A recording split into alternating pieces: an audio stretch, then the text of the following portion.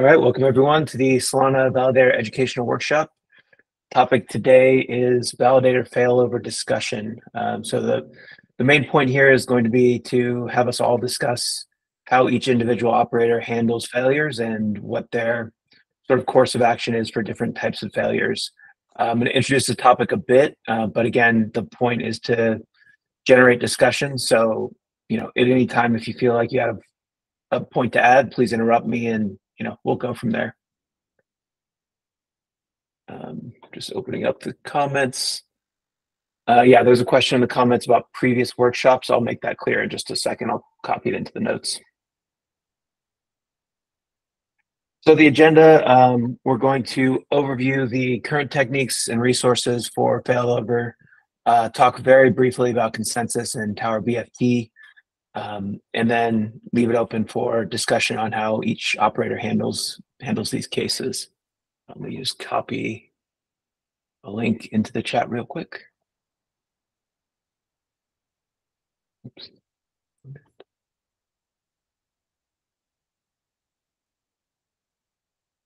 There we go.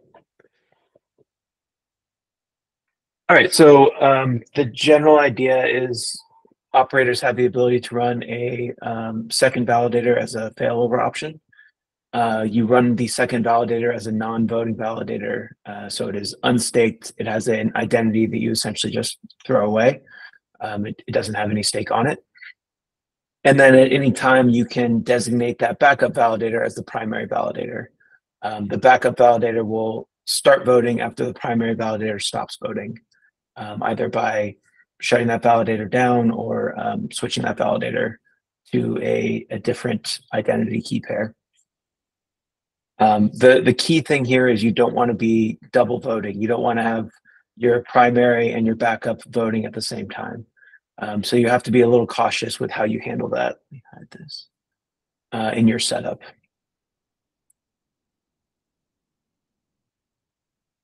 The reasons you want to do this, I think, are maybe pretty clear, but the idea is to limit downtime, right? For some very obvious planned reasons, you might have downtime if you want to upgrade your software.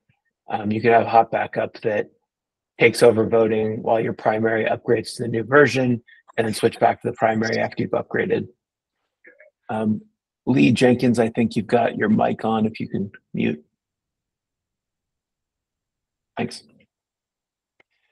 Other reasons you might want this, right? If a data center decides to block traffic for whatever reason, if you have a hardware fault, there are many issues why you might want a second validator to fall back to.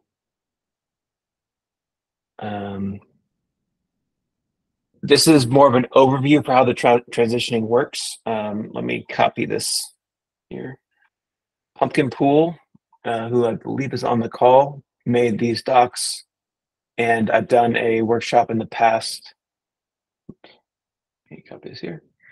A workshop in the past on this as well, but I think his docs are great. So go check out the docs on how to do a validator transition. But the point here is more just to talk about conceptually what's going on. So like I mentioned, you have a primary validator and a secondary validator.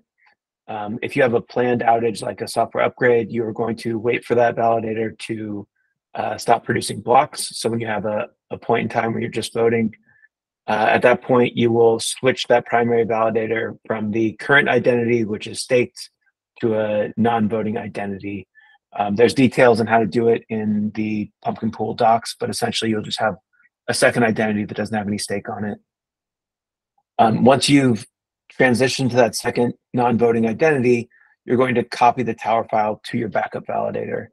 And then once you've copied that over, you designate your secondary validator as the new voting identity. So you essentially switch what identity that validator is using, and then that validator goes on voting and producing blocks for you while your primary is down. I already put this in the notes, but this is the demo that kind of goes through it. And I've also put the previous workshops. There's also a previous workshop in doing the demo. Any questions about this live transition setup? Let me this up. Don't know why this keeps going. There we go. I just want to point out that's like the happy path. So there are problem situations that'll work slightly differently. I don't know if you're going to get to them, but they'll involve, instead of, you know, sort of changing the primary and copying tower, sometimes you just have to kill the primary because something is wedged beyond recovery. And your goal is to make sure the primary is not going to vote while you're making the secondary into the validator, the voting validator. Will you cover that later? Do you have a slide for that?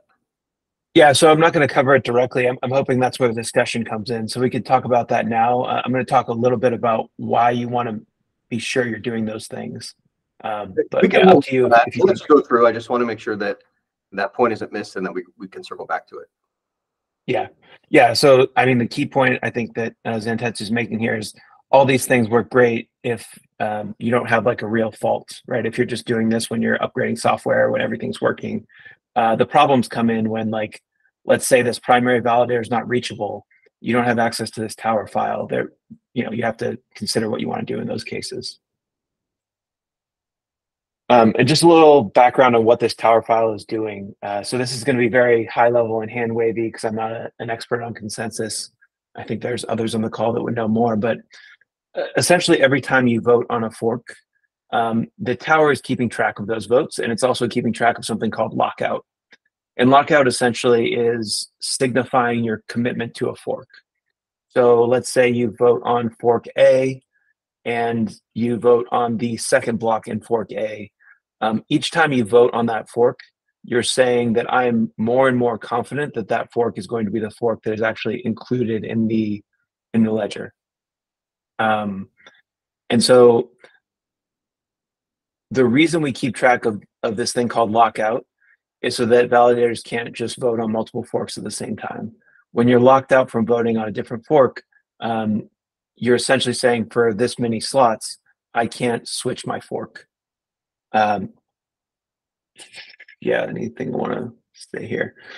So the key point here is that this tower file, this thing that keeps track of lockout, that is essential on your backup validator because you could be in a situation where you have a long lockout right now.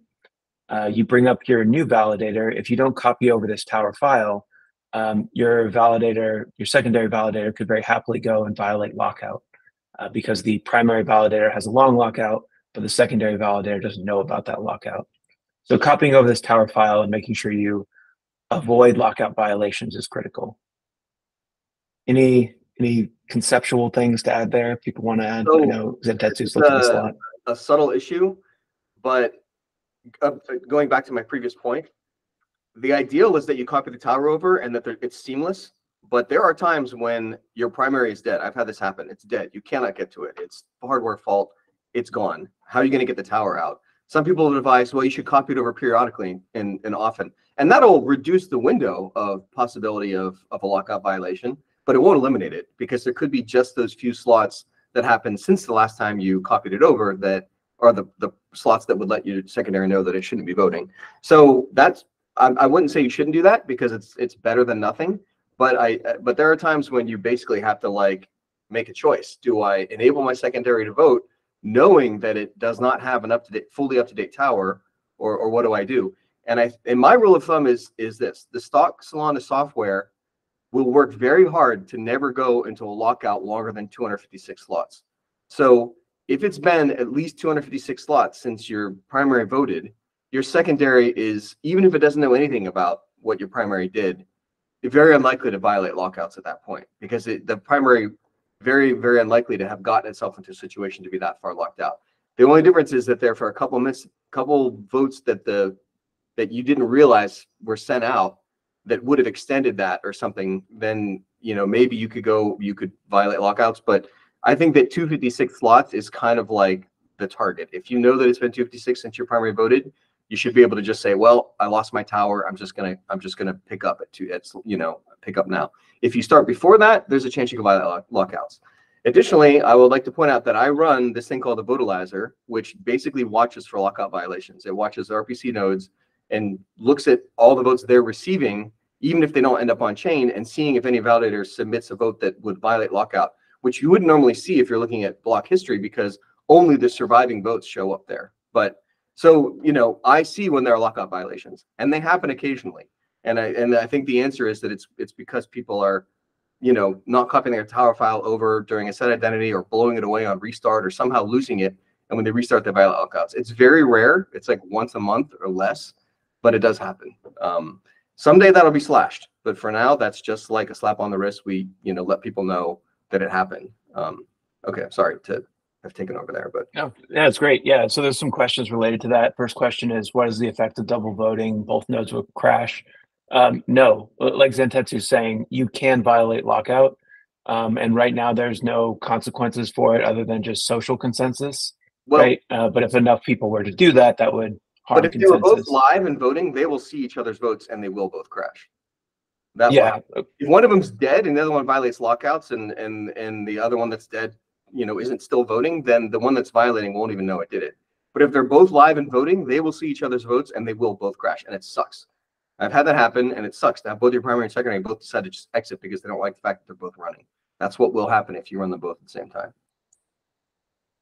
yeah. And then Zentetsu mentioned it a bit as well, but there's no slashing right now, but the fix for this long term is slashing, right? This is one of those clear cases where you're breaking the protocol for whatever reason, malicious or not. You should be slashed, and that's an upcoming change that the consensus team is working on, but no timeline for arrival yet.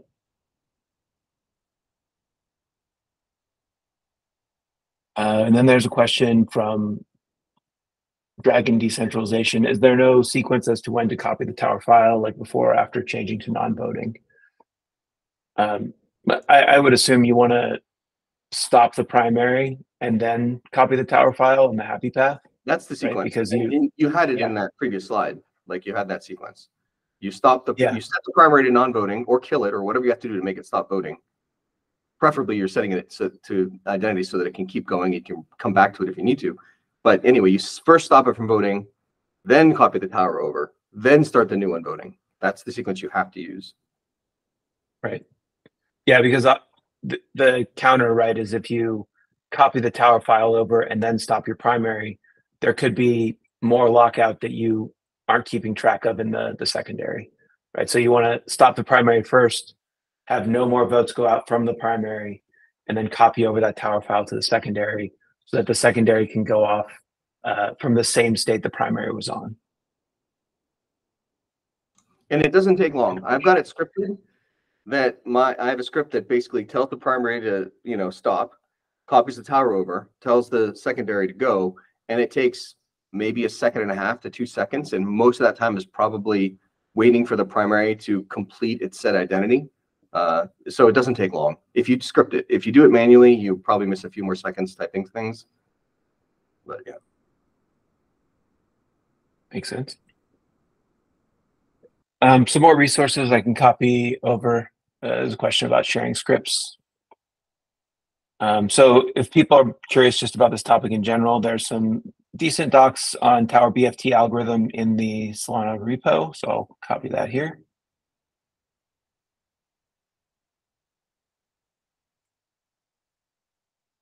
And Helios actually did a write-up somewhat recently on consensus as well that I think is a good read. It goes into I guess a bit of like clarifying what some things are and are not. It talks a bit about POH, but generally speaking, it gives you a good overview of consensus. So worth read as well. That's pretty much all of the content I had planned. I think now is a good time to talk in more detail, maybe answer questions about different people's setups, why they do things they do, and how they handle the non-happy path. The drawbacks here are kind of what we've been talking about, right? There's a risk of double voting. The primary may not be reachable, so you can't copy over the tower. And in those cases, what do you do? How do you handle those scenarios? So I've been through like everything you can be through, I think, on this. So has Pumpkins. We've been doing this for a long time and seen all the sort of traps and edge cases. I think if you're going to start, just start with the simple case of having a script that can do the copy in the happy path. That'll cover 80% of whatever happens, because mostly it's very helpful to do during software upgrades, because you can do a software upgrade with 0 downtime. It's great. And in that case, you're in the happy path. It works really well. Then when you try to use that in some situations in which there are problems, you'll start to see the edge cases. And I can describe them all, but you know, it's hard to until you've been through them, it's hard to really understand them.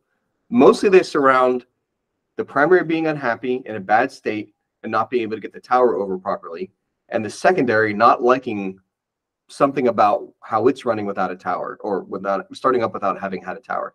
Most especially if you have an old tower file sitting on the secondary, which is easy to accidentally leave it there. If you switch over the secondary in the past to do a software upgrade, switch back to the primary, the secondary now has written its own tower file with the same identity that it had while it was acting as the primary. That file is poison.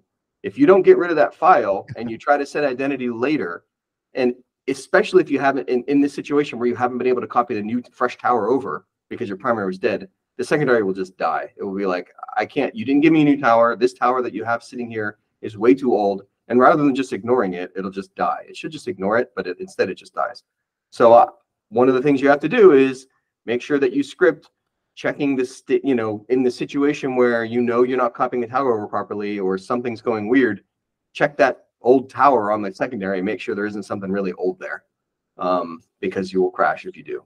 Now, Daemon has made a patch which fixes this, and I think is awesome. And I hope they take it and that it happens. But until that happens, you're going to have to worry about this. It's the edge case. It happens to me once every 6 months to a year. It's not like a common thing, but it can happen.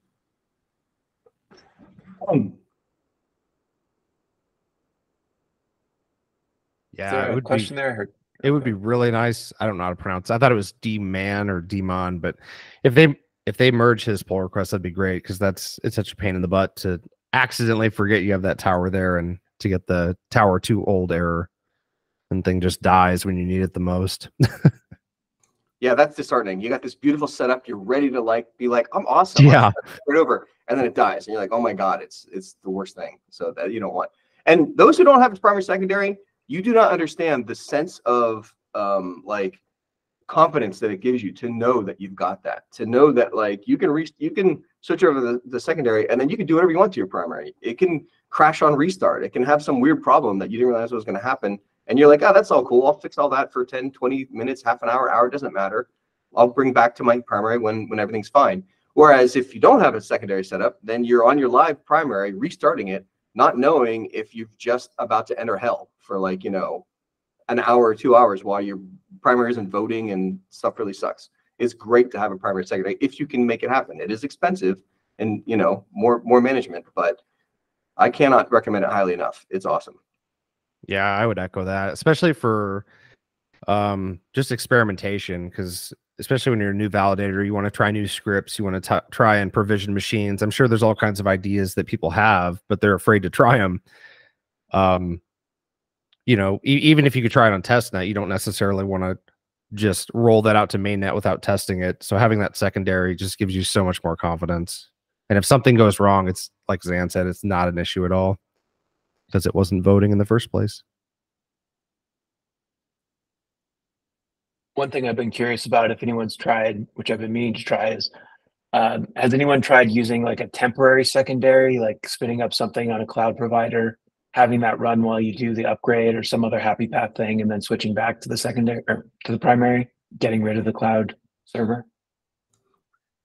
No, I used to have a setup like that before set identity even existed, and I had an Amazon like AWS node that was, you can like set it up so that all you keep persistent is the disk, and it costs you a couple bucks a month until you need it. Then you spin it up and you pay hourly. So I was like, oh, whatever, it cost me $5, $10 for an hour or two of CPU time. That's great. Back then, it was really, I was doing a shut down the primary and restart the secondary as quickly as possible because there was no set identity method. And it worked. Like that worked. And I think it would work really well now. I think it would work even much better now. And I think that's a great technique. I haven't personally set it up, but I think anyone that, at least if you can't have a fully hot secondary, having a cold secondary like this that costs you little but that you can spend on when you need it is a good second choice. And if anybody has done it, please give your feedback, because I would love to hear about it.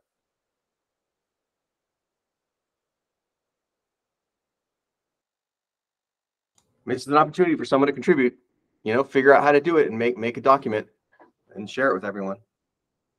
Yeah, from the foundation's point of view, I'd love to amplify that if anyone works on a doc or wants to contribute to the docs in general. That would just be a helpful way to like, have a low cost backup uh, in the case of upgrades or maybe some outages.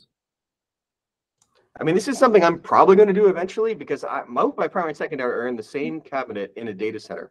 So if the data center goes offline, I'm not protected at all. My data center has never gone offline in 3 years, but it's always possible, So eventually I plan to have a tertiary, which is something like this set up elsewhere. But I haven't done it yet.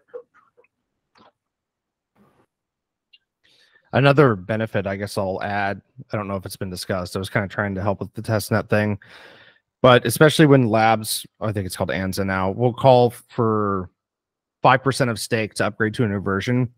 Well, in the past, obviously it's a new version. It hasn't been, I mean, it's probably been on testnet, but mainnet's different. You don't know what's going to happen. And people have been burned by upgrading and hitting an edge case bug. With a hot spare, I always just upgrade the hot spare and let it burn in for a week or two before pushing it to my live validator, so that if you do hit one of these edge case bugs, it's like totally a non-issue. You can just report it, roll back if you need to, and you're helping move the cluster forward. Yeah, that's a great point. Running different versions on your primary and secondary is another form of redundancy, because if there's a problem with one software version, having another one ready to go can be helpful. It is more management load. It introduces more possibilities for mistakes or whatever. But, if you're doing it in a very conscious manner, like what Blake is suggesting, I think it can work really well. I'm curious, Blake or others, if you run into issues where running a version on the secondary that's not staked and then switching over and staking that secondary, you hit a different code path and found an error. Not in a long time. When there was some new when vote state update happened, and then Ashwin at Solana Labs made a couple more changes. He made some changes where he was the secondary now will watch I don't know if you're all aware of this, but the tower is stored locally in a file, but everybody's vote state is also stored in a vote account. That's what your vote account is. It's like the same stuff that's more or less in your tower. You store locally a copy in the tower that's more up to date, that your validator knows everything it's done. What's in the vote account is the stuff that's landed on chain that came out of that. And so Ashwin implemented something where he's like, well, if you don't have a tower, it's better to at least get what you can out of the vote state. So if I'm the secondary, I'm kind of constantly watching. If I get swapped over to and I don't have any state at all, I try to pull it from what's on chain. And that had a couple bugs at the beginning that caused, when he first introduced this, maybe it was 8 months ago, that caused a couple crashes for me. But that hasn't happened in 8 months.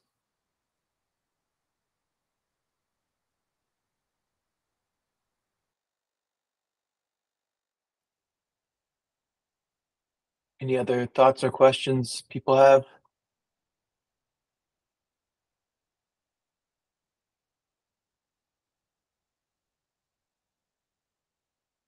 Maybe just a show of hands, or in the chat, are there other people here that have run hot spares? I'm just curious what the kind of the breakdown of the room is.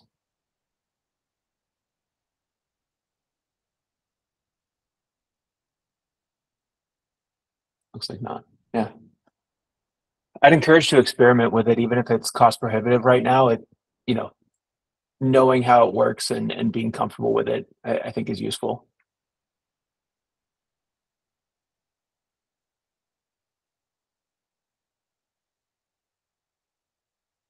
Yeah. Yeah, Zentetsu is planning to post some scripts in Discord, so be on the lookout for that, I assume, in MB validators. I mean, my setup is so esoteric. I'm not, maybe you'll be able to look and see a couple hints, but no one's going to be able to copy it and use it, because I have a bastion system that's between the two validators. It's a very complicated setup, and that's why it has to be so complicated. But one thing I did do is I put a script on both of them that lets me, on that validator, easily set it to either be voting or non-voting, and with a couple of parameters to tell it, expect a tower fire, don't expect a tower file, and I can do that in case the primary is dead. I can just go over to the secondary and say, okay, become the voter now, please. But from my third system, I have it scripted so that it basically goes, it's SSH to the primary, says stop being the validator using the script. And then when it's done, copies the tower over, and then SSH to the secondary and says, okay, here's the tower, now become voter. That's my setup, and I run it from a third system that kind of talks to both. But some people have direct SSH access from one to the other. In fact, most people probably have the ability from the primary to SSH directly into the secondary or vice versa. And it's much simpler to just copy it over that way. But I don't have that because I don't know, maybe I'm too paranoid on security, but they can't even talk to each other that way. So my setup is more complicated than many people would have to deal with. So I'm not sure my scripts are gonna be that helpful. But I'll post them. There's a question about hardware specs, which I think is a good one. Is your secondary less spec? Do you have a lower end machine for the secondary? And I guess why, if you do? Mine are. I don't know if I can really advise that though. So I have a strange setup. It's kind of like Zan, and that's another reason why. Because my scripts have evolved over time. So the docs are the basic. Here's basically how it functions with set identity. It just gives people a basic explanation of how it happens, and that evolved over time. Like that, my setup has evolved over time. So I have a couple servers that are Intel servers, which are not recommended. They keep up just fine for the most part. I use those as my hot spares. So your mileage may vary. In my experience, you can get away with using not quite as strong as hardware because most of the time it's not using bandwidth, as much bandwidth. It's not actively participating in consensus, but it's very hard to tell you what the specs for that would be. So I don't know that I can get a recommendation, but I do for both of my hot spares. They don't have near as good of hardware as my primaries. I have a question. One thing I'll add there. Oh, sorry, go ahead. Yeah, so if I had a cold spare, I guess why not have a cold spare?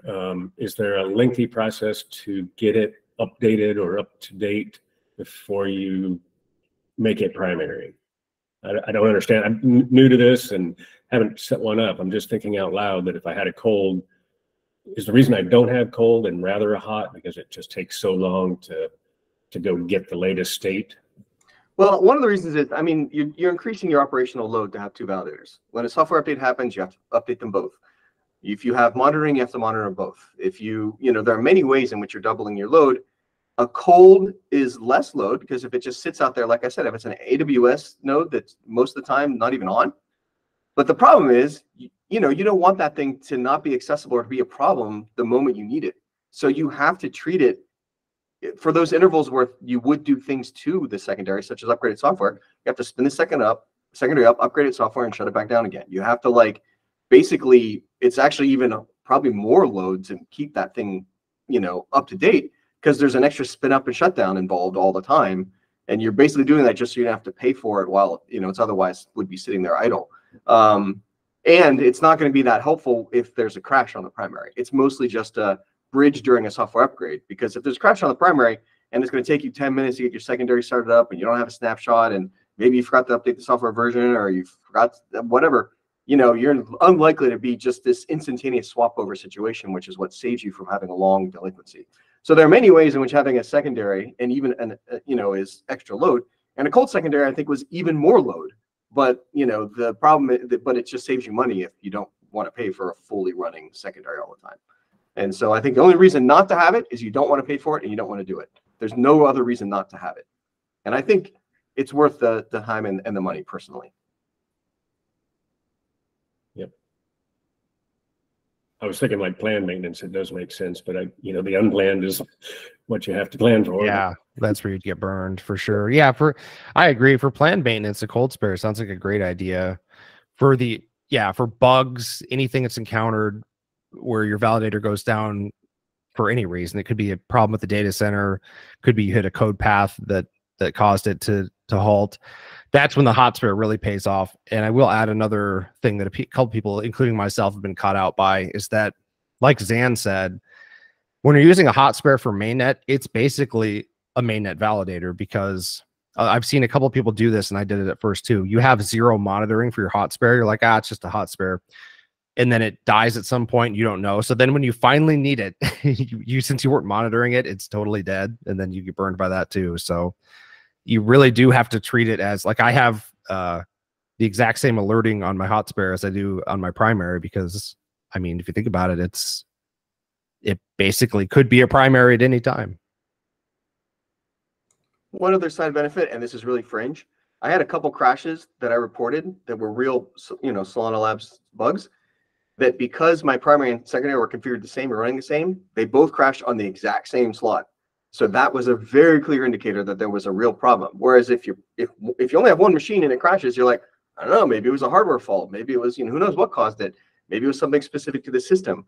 But it's almost impossible from a probability perspective that two validators that are completely separate crash on the same slot, unless there really is a problem at that slot with that configuration. So I don't know, that's a fringe benefit. It can help sometimes in diagnosing or debugging issues.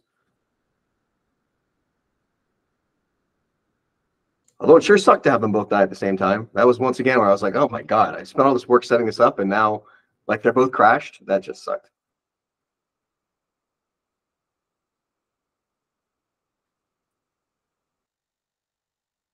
Any other thoughts or questions for the group?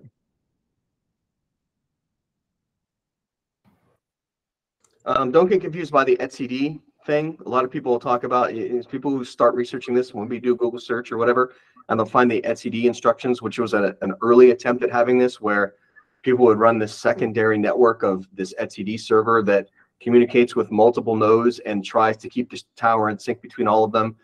And the problem with it is it would gate voting on having an upgraded, making sure the tower was distributed out to everybody, which slowed down the primaries voting a lot, to the extent where the latency was so bad that people like couldn't really effectively use it.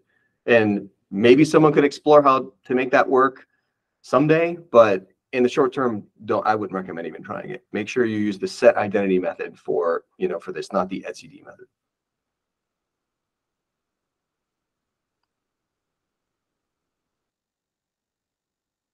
I put the docs there in the chat just for completeness. Those are the docs that Zentetsu's referring to, and as far as I know, no one is using that setup. Should probably just be removed from the docs or updated to be more in sync with what people are actually doing in practice.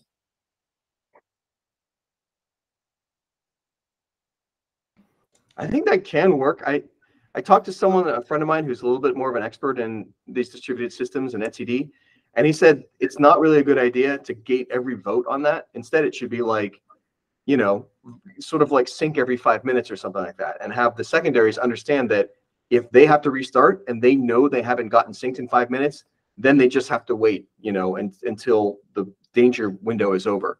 But you've allowed etcd to sort of like do its thing and work really well most of the time. You just have introduced a potential, area where like you may have a problem, but most of the time it'll work fine because it will only sync very, very infrequently. But to be honest, I think we'll probably never, that's probably just a dead like branch, and it's never going to go anywhere because the set identity just works. So why not just use it? Yeah. And the problem with set identity is it's very hard to automate. And I suppose another question that comes up a lot is people are like, well, can I automate this? Can I just like have it so I have multiple validators and they all just know which one should be voting and just swap to the right one at the right time, and I don't even have to manage it, and I can go on vacation and not even think about it because if a problem, they'll just figure it out amongst themselves. That is very, very hard because the situations in which a validator cannot be accessed, if you can't talk to a validator over the network, you can't know if it's still voting and, in some network direction that you can't see that the votes are out there and hitting places, and you can't assume that it's dead. And so it's very hard to do, like, even when you do it yourself in these problem situations, you have to make judgment calls about what's the least likely thing to do that's going to cause harm here. And to try to automate that is very, very, very difficult. I've tried it. And I've given up. I've tried it a couple of times and given up every time because I always work my way into edge cases. I'm like, I have no idea how to make this work, reliably. So if someone comes up with a really great proposal for how to automate this, that would be fantastic. But I have never seen anyone automate it successfully, and I know that there are edge cases that would be very hard to make right. Because you're basically like trying to achieve consensus among a set about who's the voter, which is the form of consensus in and of itself. And so now you're subject to all the same problems of like, you know, of a blockchain and trying to achieve consensus, but in a more smaller environment. And it's really hard to get it right. Appreciate the insight, Dan. It's months of pain that I feel like it's going to really be helpful for me, at least. Thank you.